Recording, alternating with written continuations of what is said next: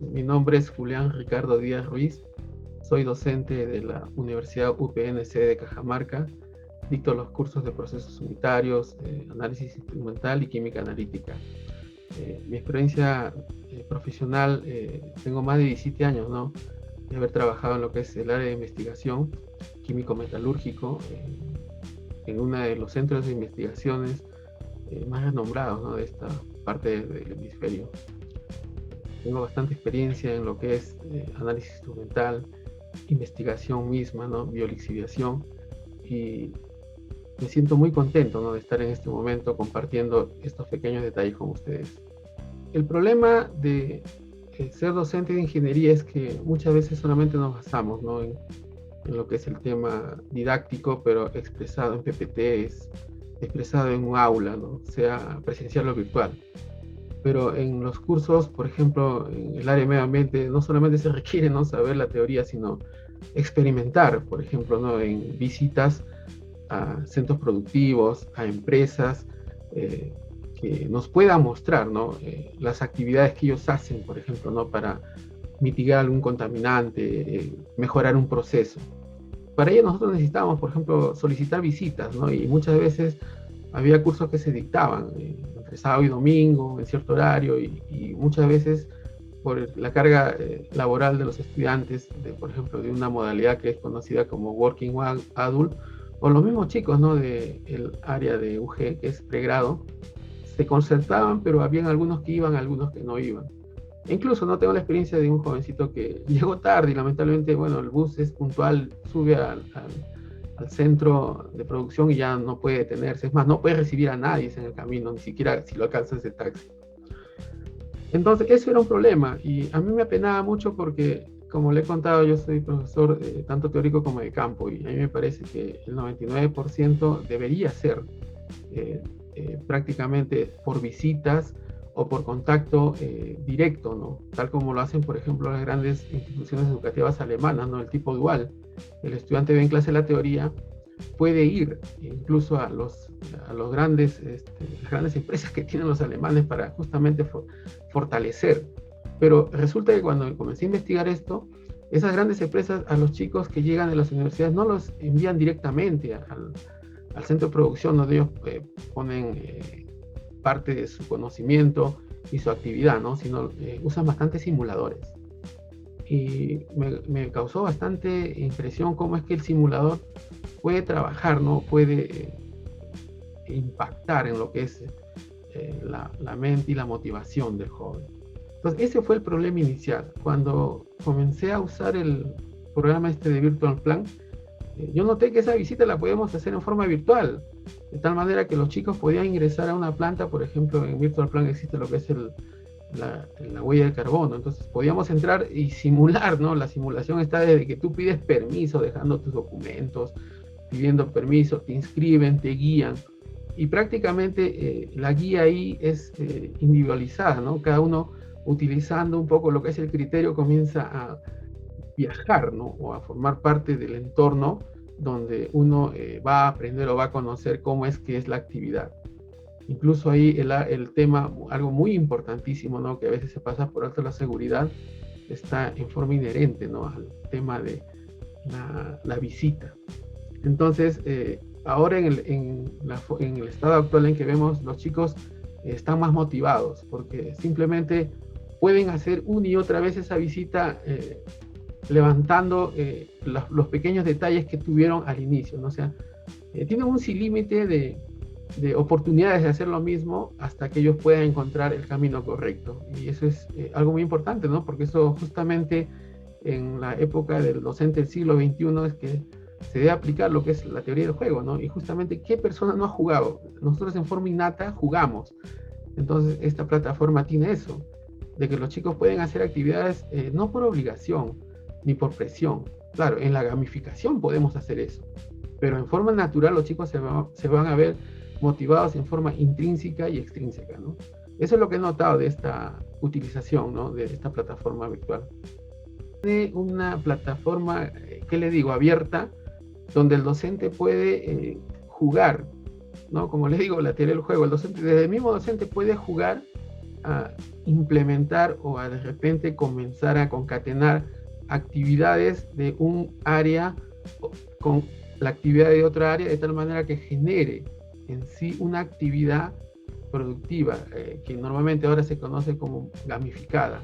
¿Por qué? Porque yo puedo jugar, por ejemplo, con la presión del tiempo con los estudiantes. Puedo jugar con el trabajo colaborativo. Sí, puedo jugar también incluso con la presión social.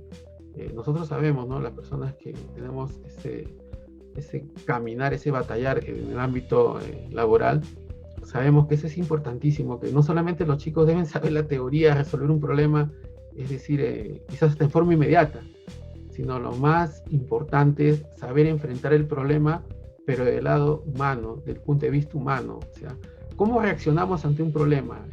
¿Qué es lo que vamos a hacer primero, no? ¿Qué es lo que en nuestra mente va a pasar cuando, por ejemplo, tenemos a un colaborador que ha cometido un error? Normalmente esos pequeños detalles impactan en la motivación de los que forman el equipo de trabajo y muchas veces no nos damos cuenta. Que nosotros podemos con una sola palabra, ¿no? Impactar en forma positiva o retardar en la persona su deseo de querer seguir aprendiendo o su motivación. Cosa que, por ejemplo, en Virtual Plan yo he visto que se puede hacer en forma quizás hasta controlada con los muchachos, ¿no? De tal manera que ellos puedan, por ejemplo, no dominar en momentos de estrés, de alta tensión, porque eso es lo que sucede en un proceso productivo. Hay momentos de alta tensión, ¿no? Donde se requiere, por ejemplo, que nosotros gestionemos nuestro estrés, que nosotros podamos tener una comunicación efectiva y eficaz en el problema. Y Virtual Plan me permite hacer eso si uno lo gamifica, ¿no? Busca la manera de cómo concatenar y engranar cada actividad que uno hace justamente para conseguir lo que uno desea, ¿no? Yo vi desde el primer día que traté de aplicar, ¿no? En este tipo de plataforma, o que en verdad es un simulador, ¿no? Actividades no muy pegadas a la regla, por ejemplo, que el estudiante entre, vea y luego haga su tarea y luego lo presente, ¿no? Entonces, esa es una actividad rutinaria, es una actividad común. Pero los simuladores tienen algo más, ¿no? Algo más que justamente es lo que ayuda a la motivación, que es el juego. Por ejemplo, por medio del juego el estudiante se motiva. Por ejemplo, se explota esa parte del ser humano de no querer perder, por ejemplo, ¿no? Ya no ve la actividad como una tarea pesada, ¿no? O como una tarea de ciencia, sino lo ve como un juego donde tiene varias oportunidades para poder vencer y decir, mira, acá me equivoqué, bueno, puedo hacer esto. Entonces, eso tiene un gran impacto cognitivo, ¿no? En el estudiante. Eso es lo que yo he notado. Su impacto cognitivo es, pero muy sobresaliente, muy positivo.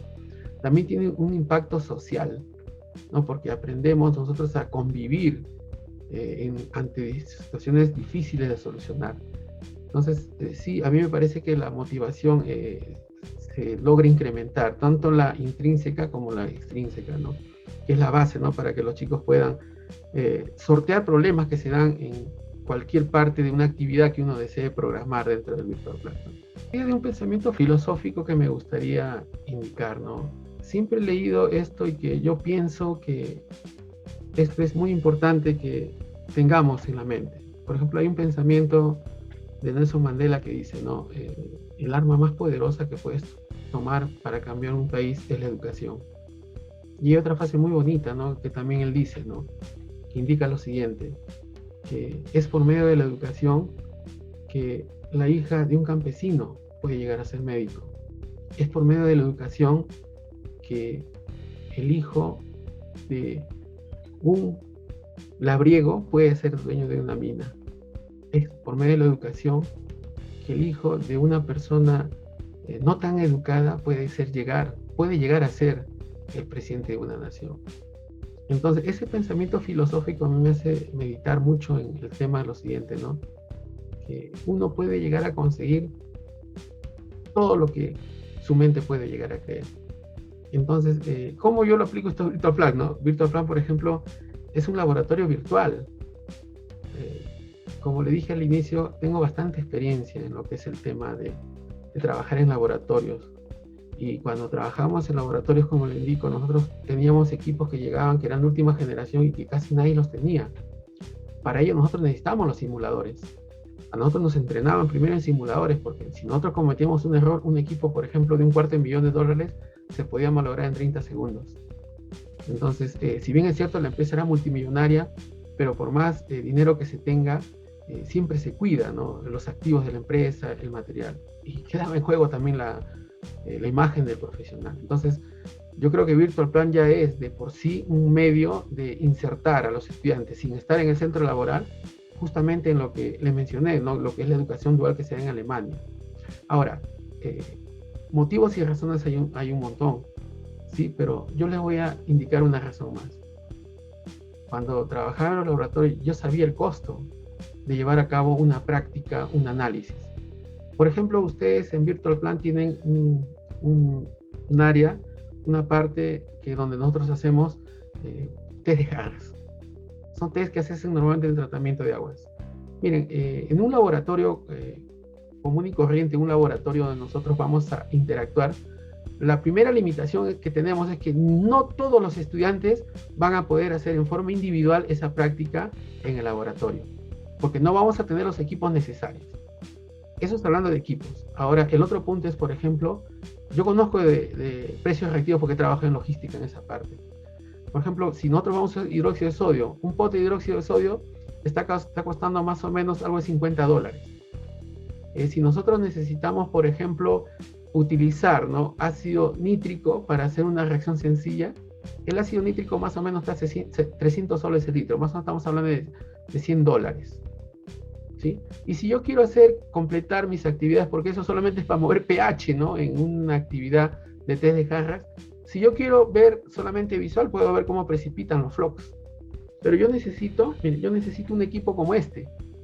Este es un hash, un turbilímetro. Esto cuesta $2.700. ¿Sí? $2.700 sin contar todo lo que es el tema de los periféricos, que son los estándares, que son todo lo que se necesita para utilizarlo. ¿Sí? Nosotros para medir pH, nosotros necesitamos un equipo. Por más sencillo que tenga, puede ser este portátil. Este está costando más o menos $50. Entonces, si nosotros sumamos dinero, una práctica de laboratorio nos costaría pues, una elevada cantidad de dinero por práctica, por estudiante.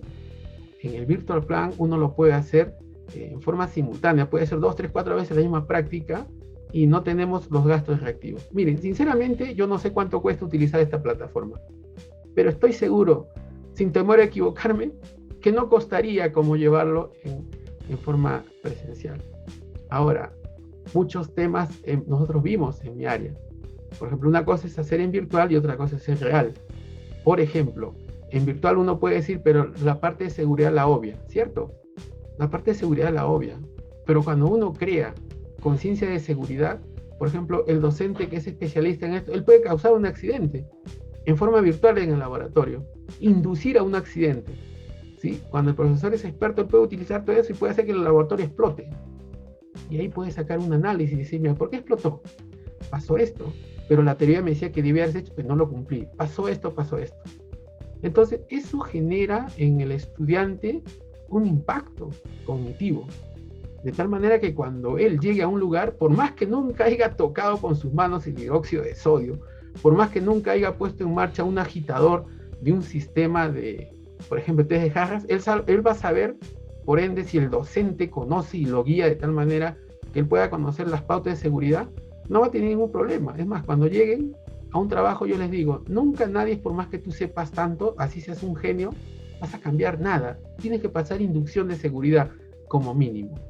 Entonces, con eso quedaría suplantado. Y justamente Alemania es lo que hace eso, ¿no? Con su educación dual, teórico-práctico y con intermedio, en nexo entre la teoría y la práctica, así es la realidad virtual. Entonces, yo por eso, ¿no?, diría que recomendaría usar esto.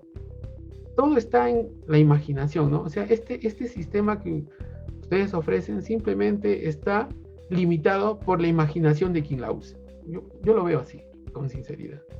Quisiera agregar esto a todos mis colegas, ¿no?, que me están escuchando. De nosotros depende, ¿no?, que nuestros países lleguen a ocupar el lugar que se merecen. Yo soy de Perú, yo soy de la UPNC de Cajamarca, y yo tengo un sueño muy grande, ¿no?